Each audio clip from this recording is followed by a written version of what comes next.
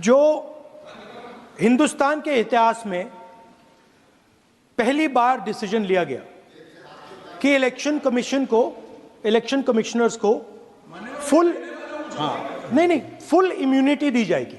ठीक है, ये है ना, इसका जवाब इसका पीठ में खत्म नहीं किया सर। इसके पीछे जो थिंकिंग थी वो हमें सबसे पहले बताएं। ठीक है। दूसरी बात नहीं हरियाणा की जहां इन्होंने बात की, इन्होंने एक उदाहरण लिया, वहां पर अनेक उदाहरण हैं। वो भी आपने दिया था ना, 19 वो भी आपने दिया था, इसलिए दिया वो भी 19 लाख वहां पे फेक लोग, वो उदाहरण आपने दिया था, इसलिए उसका जवाब दिया। और ये भी हमें बता दीजिए, actually let us have a debate on my press conference.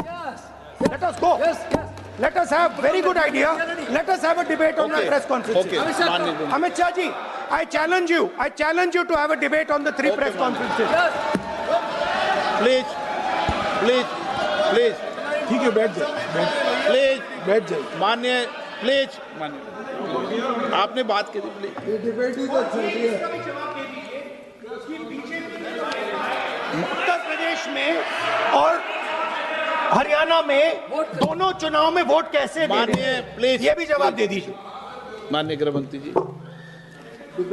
मान्यवर, पहली बात मैं स्पष्ट करना चाहता हूं, मैं 30 साल से विधानसभा और संसद में जनप्रतिनिधि के रूप में चुनकर आता हूं। मुझे लंबा अनुभव है संसदीय प्रणाली का। विपक्ष के नेता महोदय कहते हैं कि पहले मेरी बात का आप जवाब दीजिए, मैं सुनना चाहता हूं। आपकी मुनसफी से संसद नहीं चलेगी। मेरे आप बोलने का क्रम मैं तय करूंगा, इस तरह से नहीं चलेगी संसद। मान्यवर, उनको धैर्य रखना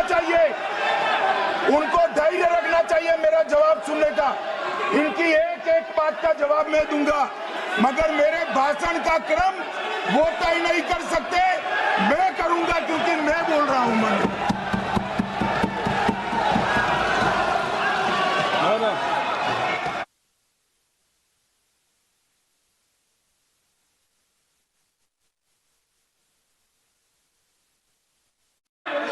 हाँ, आपके 2-2 मिनट में खड़े होने से थोड़ी जवाब देते रहेंगे। नो माननीय गृह मंत्री, नहीं हो सकता। मैं आपको फिर मौका दूंगा, आपको